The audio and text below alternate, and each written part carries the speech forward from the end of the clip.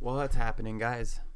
I wanted to come at you with a quick video today. I'm still working full time, so I don't uh I haven't been trading every day. Sorry about that. Probably within the next 2 weeks, I definitely will be trading every day, so you guys can kind of get my updates and see how my trading journey is gonna go. But for right now, uh, I had the day off today. I couldn't get a ride in this morning, so I was kind of stranded. So I stayed home. But for the most part, I was watching GTEC and WISA. I was looking for the short on WISA earlier, kind of in this area when it couldn't break above the VWAP. So I was trying to short it right here at 295, 293 in this area. And as you see, like almost immediately, my orders just didn't get filled. So they got rejected based on, this shares, basically there's no shares to short. So with WISA, unfortunately, there's no shares to short, so I couldn't get into the trade because I would have basically just made like a quick 10% right there in that red candle and got out. So I would have obviously, well, not obviously, but according to my plan, if I would have followed it properly, I would have basically gotten at 293, to around 293.95, and then sold at 270 as soon as it hit below 280. I would have covered. So that would have been a nice trade there. The trade that I actually did take, which was on GTEC. So this thing was pretty strong right out the gates. It's still strong. Just had a nice big green candle here, which was a short squeeze, because in this area here you can see that it was consolidating and you had a lot of people trying to go short. I was actually trying to go short on it in this area, kind of looking for kind of a fade off of this big push, because you see it's already up almost 200% on the day, right? So once something kind of has that big push, usually it'll come down. So there's a lot of people looking to short it, but because there was also a lot of people looking to get long on it, this kind of area acted as a trap for shorts. So they call it a short squeeze when you have a bunch of shorters coming in, all of these red candles, people shorting, and then, as you see this tap of the VWAP, obviously if it would have broken below the VWAP, it would have then been a short pattern, like a short setup. But because it held above the VWAP, you see this rejection and then this reversal, and then immediately a 1 minute pullback and a huge short squeeze from 550 all the way to almost $7. And that happened within a minute basically. So that would have been a nice trade if you would have taken it. A lot of people were looking to go short on it, so I can understand why a lot of people were kind of not wanting to go long right there. But obviously the people that did, over 2 million shares of volume, was able to send it up to $7, where it kind of hit a top and now it's fading off of that level. Might be a good short anywhere up here, but the people that try to short it down here obviously are probably stopped out, which is what helped to propel this go higher. Anyway, that's why you don't want to short something that's above the VWAP. You always want to be shorting below the VWAP, like what I was trying to do down here on WISA. Now, obviously, I was trying to short it as well, so I kind of fell victim to that. But it was really just a play on momentum, right? Because as you saw this kind of flush down here, like I was trying to short it near the 550 level. So if it would have came down to like 508, I might have covered and still, had a nice trade there. But unfortunately, I wasn't able to get filled. So I didn't short it. I just went long on it, and I was actually looking to go long on it earlier. As soon as it kind of held the VWAP straight out of the gate, I was kind of looking at it like, this might be the one. I was watching a few others, which is why I wasn't as quick to jump on it as I would have liked. But right in this area here is probably like the perfect setup for a long. So when you see this kind of this break of the VWAP, or this ability to hold above the VWAP, and then this consolidation, and then this candle right here where it kind of almost taps the VWAP and then kind of gives you a nice move higher, anywhere in here is a buy. Like this is a really nice setup for a buy. And then obviously you see the volume come in to go higher after the hold of the VWAP, and then the kind of reversal off of the VWAP. So this move here is a long setup pretty much the entire move, and then anywhere in this candle. The reason why I couldn't get filled, or why I wasn't trying to get filled in this area, is because I was waiting for a pullback, right? I was waiting for one of these candles to be red, because if one of these candles would have been red, like this one here would have been the perfect. If it closed red it would have been a 1 minute micro pullback, and then I could have bought on that pullback for the move higher. But when you just see green, green, green, green, green, and keeps pushing higher and higher, you don't want to be buying it overextended at the top and then it just flushes back down. So I wanted to be sure that it was going to hold above the VWAP and it was going to give me an opportunity to the long side, which is kind of why I took this trade here. Now, it wasn't the greatest trade. It was kind of what I would almost call a FOMO trade, so a fear of missing out trade. Now, I was rewarded for it. I made about 10% on it, but at the same time, it's not the most ideal trade, and the main reason is because it was already way overextended. So from this area here, which was around $4, all the way up to almost $6, that's 50%, a 50% gain, right? So, and it was already up almost 100% on the day. So we're talking something that moved almost 150% this morning before I even traded it. Now, I'm okay to take a quick, so you can see how quick this trade was. Like, this trade was literally seconds. Like, this trade was probably about 30 to 45 seconds. That's how long this trade was. And if I would have held it any longer, as you see, after the candle shoots up and it hits that level of 597, it immediately flushes down and never kind of comes up to that level until recently, until it kind of had this short squeeze here. And you can see the consolidation here again. So this is telling you it wants to go either higher or it's going to shoot down and be a short. But at this level here, it's hard to say, right? You have these kind of candles that are showing you this support level here at around 620. You're getting support now, and obviously resistance is $7. But in between there, you have, you know, a decent range of consolidation that if it can break above 7, it'll be a long, and if it breaks below 620, it'll probably be a short. So that's kind of like, when you're looking at these charts, the things you got to think about are certain levels, levels that, you know, right here you can kind of see this, you know, you can just saw it broke the 620 level of support. So now people are going to look to short this, and it's kind of one of those things where, like, shorts, you're almost always going to make money if you short a stock that's up 200%. It's all about when you get in and not get faked out. Like, anybody that shorted in this area that really understands shorting and what you're doing when you're shorting a stock when it's up 200%, you probably don't want to panic sell into this squeeze, because more than likely, now obviously this is in my opinion, more than likely it's going to come down and it's going to fade pretty much for the rest of the day. So shorting it anywhere above the VWAP in this area is still a good short to hold, even though it pushes to $7. And I know that's, you know, you're down 25-30%. Could be a few $1,000s depending on how much you're in it for, but it's unrealized, so you don't have to take that loss, because if you hold it now, obviously it could go up to $20 and you could lose everything. So it's a risk that you don't want to take, and that's why you have these 10% stop losses, at least in my opinion. Whereas when I get in shorting, I have a 10% stop loss, and when I get in going long, generally my stop loss is the volume weighted average price. So if it breaks below the VWAP, I would sell. So right here, when I bought it at 541 and the VWAP was around $5, my stop is the VWAP. So I have about a 10% stop from 540 down to $5.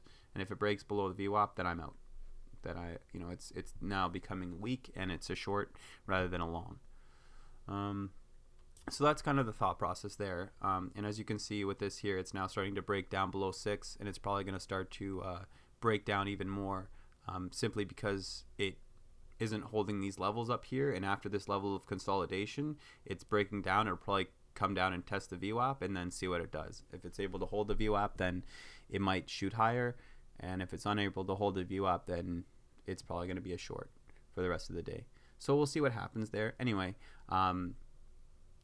it's one of those stocks that it's really volatile, which is why I like to trade them. But after, around this time of the day, you start to lose volume. So you saw these big spikes of volume coming in here, and then as it kind of goes down, you see these losing and then losing. So it's going to start to lose volume throughout the day as the day goes on. Now, obviously, these stocks are still pretty, they're still hitting the scanners, so they're still getting some volume, but it's not enough volume to really send these things to the moon, which is what you'd see if if this thing continued past above 7 and just continued to go, you'd see the volume come in. But you can see here, now the volume on these green candles is barely 1 million shares, which comparatively is low, compared to say 3 million shares or 4 million shares, but still, you kind of have to make your own decision when it comes to how you're going to trade and whether you're short biased or you're long biased. I try to be neutral, in which I'm not either long or short biased. I'm kind of in the middle, where I'm just really looking to give what the chart, to follow what the chart is telling me. So I'm not looking to just be 100% short biased. So in that sense, I can go long and go short. So the problem with shorts is it's hard to get fills a lot of times. Like what happened here, I couldn't get filled on WISA, so I missed a nice trade there. Probably could have been up, double what I am, if I would have got that trade. But it is what it is. I was kind of really angry when it didn't fill, and when it kind of gave me that order was rejected, because immediately after it said order rejected, it flushed about 10%, and I was like, wow. It's unbelievable. Like, that's the thing about these signs, right? These signals. Like when you see these signals and what they're trying to tell you, right? It's because people are watching them and seeing the same pattern, right? So when you see this break above the VWAP and then immediately reject, consolidate below the VWAP, try to test it, and then get rejected, this candle here, because it's a tail going up towards the VWAP, is telling you that there's resistance. And there's a lot of resistance in this. Both of these, almost these 3 candles here, tell you that there's a lot of resistance towards the VWAP, because as it tries to shoot up, it just gets pushed down. And that's why you can kind of almost anticipate this fail and this kind of short setup. But obviously it's not like you're trying to short it for the whole day. Obviously, you could do that, but you would have to hold it through a nice push above 3, which a lot of people would not want to risk like 40-50% of their count. But as you see, it's coming back down, and it probably will break down even below this level. But who knows, right? It does have a decent catalyst on it, something about wireless technology, something about what was it? So they're trading higher after the company reported 45% year-over-year revenue growth from in their Q3, and then it sees more than 100% year-over-year growth in their expected revenue. So that's from their wireless technology services. So that's kind of the catalyst that will send a stock up quite a bit. So this is already up 40%. It's a decent move. It's not 200% like GTEC was, but it's a decent move. I don't even remember what the catalyst was for GTEC, but it was something decent. So their company reported it will be offering integrated electric drivetrain systems to existing forklift OEM clientele to support manufacture of electric forklifts using lithium batteries. So this is kind of like an electric vehicle play / like, Tesla, NIO, and all of these big EV stocks that are kind of shooting higher. This is a play on that same idea, and trying to bring electric vehicles to the workplace, kind of trying to reduce greenhouse gas emissions by replacing oil and gas vehicles with electric vehicles, whether it being forklifts or trucks, or like Nikola, or even just vehicles around like work vehicles, like things you drive around, all kinds of things like that, Kubotas at farms, anything that basically uses gas that we use in the workplace that we can replace with electric is probably going to be happening within the next 10 to 20 years. So we need to kind of accept it and understand that that's kind of the way the future is going. So these stocks are trading in that light, which is why, even though, that's the announcement that they're replacing their or allowing, electric conversion kits or whatever they're doing for forklifts, it's really not, it's not, any immediate revenue. It's not like the WISA headline where it's, we're up 100% year over year growth, where we're seeing substantial revenue increases. It's basically just a headline saying, hey, we want to join the EV movement, and we're going to kind of try to help businesses that use forklifts to become more green. basically that's what the headline is saying, and it doesn't have any sort of revenue or any sort of growth perspective that they, are detailing in that news article. It's basically just saying, hey, we're going to introduce electric vehicles, electric forklifts. So interesting, good, but is it something that I think is going to be worth 200% move? Probably not.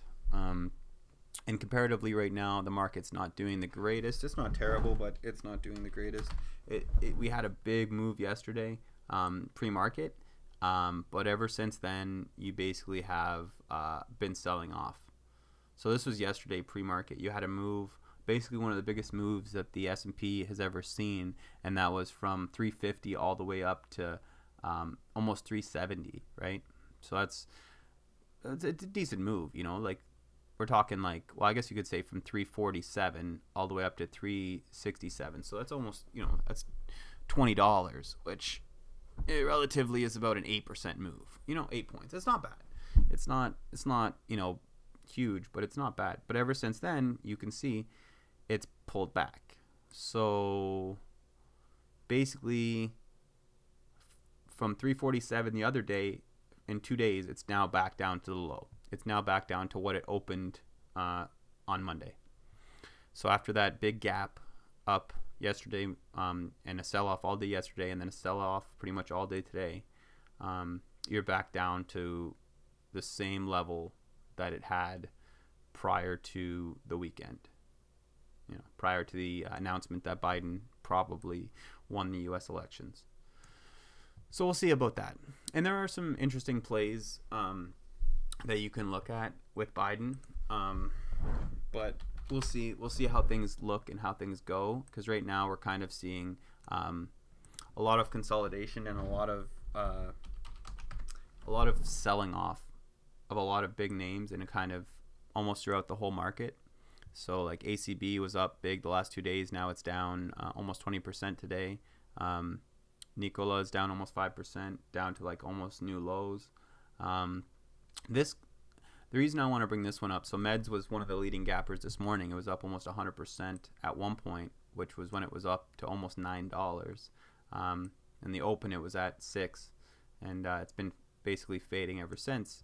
But as you see here, you have another really good short setup. So in the morning, when after the opening bell, you have this kind of resistance at the volume weighted average price. You have this false break of the volume weighted average price here, and then you have an immediate rejection down towards a gap down. So this level here, remember when I was telling you before about these candle wicks and how you see them, the resistance forming at the volume weighted average price. So as you see these wicks trying to break it but can't, and you can see this one green candle where if it was going to break the VWAP, it would have done it with this candle right here, and it couldn't. So that tells you that that's a short right in that level. So anywhere here around the $6 mark is a short, and you can catch that swing down to 541 for a quick 10% gain.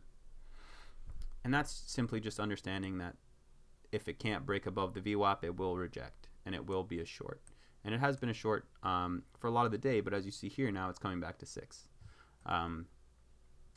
So like I said, this was the leading gapper this morning. Its news headline was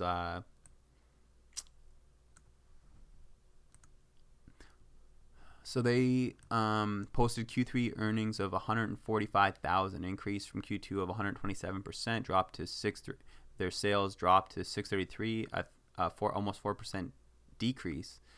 They collected $6.5 million in revenue, but reported earnings showed almost $500,000 loss.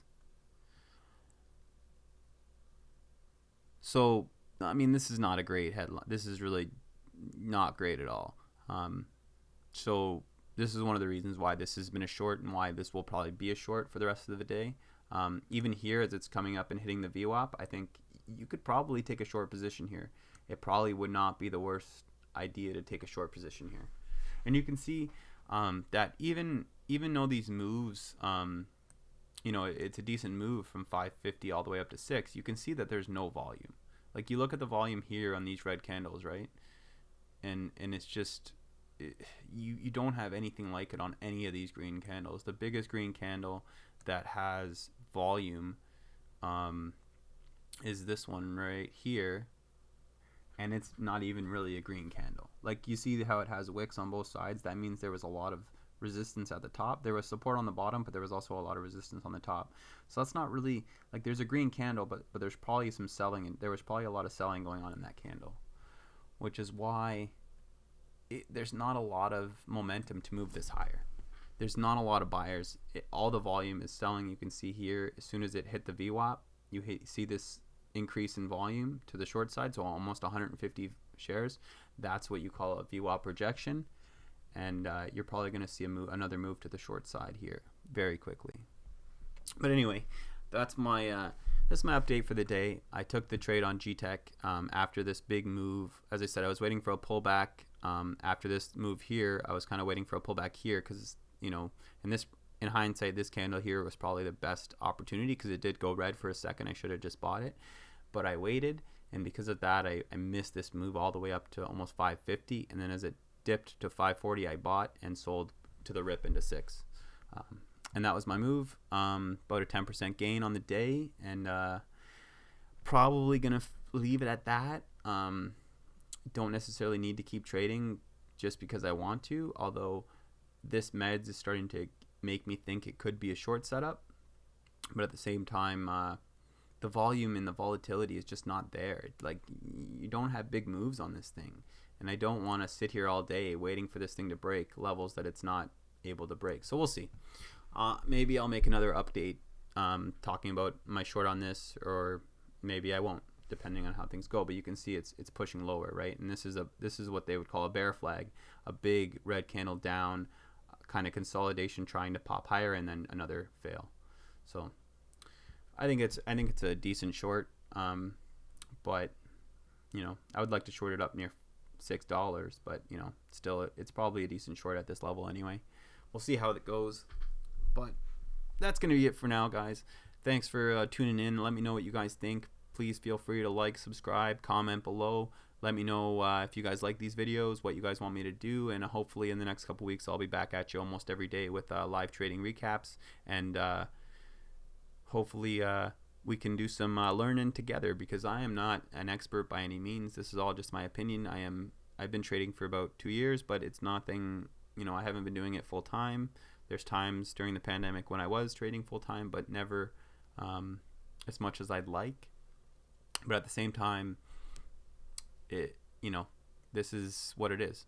Trading is something you have to do every day. It's not something you can just walk in 5 minutes before and do it. It's literally something that takes years and years and years. And although it looks really easy, and you know, it takes seconds to profit, it takes hours and hours of studying charts, of sitting here, of being patient, waiting for the right opportunity. All of these things have to come together for you to get the right trade. Although it looks easy, it's extremely complicated. It's really about understanding charts, understanding patterns, and understanding yourself, your own emotions, and being able to control them. That's probably one of the hardest parts about trading. Anyway, so that's probably going to be it for today. Like I said, thanks for watching, guys, and I'll be back at you with another video soon. Ciao.